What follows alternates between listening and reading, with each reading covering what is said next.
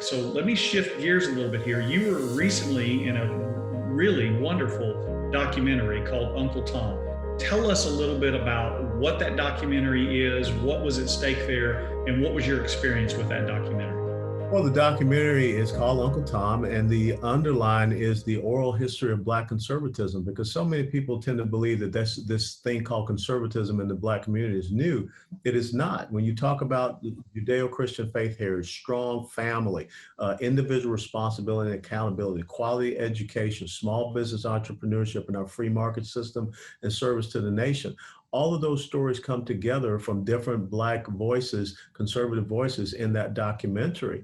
And you get to finally see and understand the real narrative, the real truth, not the truth that you see out there in the streets with Black Lives Matter or Kamala Harris or Joe Biden or whomever.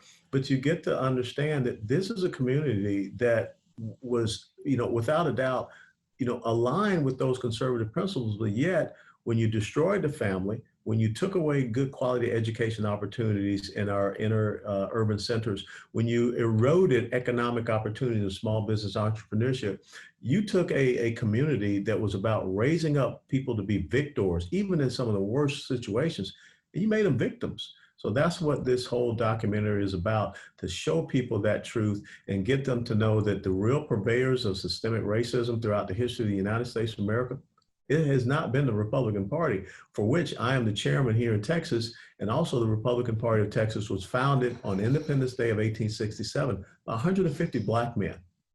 What was the highlight of, I'll tell you what my highlight was of the documentary, but what was your highlight of the whole documentary and the whole experience being interviewed for that? Well, I will tell you that I remember when Justin Malone came to my door, and I was kind of thinking, who is this guy for real, or is he, sneaky little leftist trying to come in, but a great young man, and what he has done is fantastic. But my favorite part in the documentary, and I call it the over the rainbow moment, because the documentary is in black and white, Yeah. except one portion of that documentary, it goes back and shows the glory days of the Black family. It shows mothers and fathers together with their children. And that's what I remember growing up in the inner city of Atlanta, Georgia, in the same neighborhood that produced Dr. Martin Luther King Jr. All of us had mommies and daddies. But now you look at what has happened in the community, that's not there anymore. You have decimated that traditional nuclear family. And the other thing that that movie brings out, Margaret Sanger and Planned Parenthood, and what it has done when you have 20 plus million Black babies that have been murdered in the womb since 1973 that no one's talking about.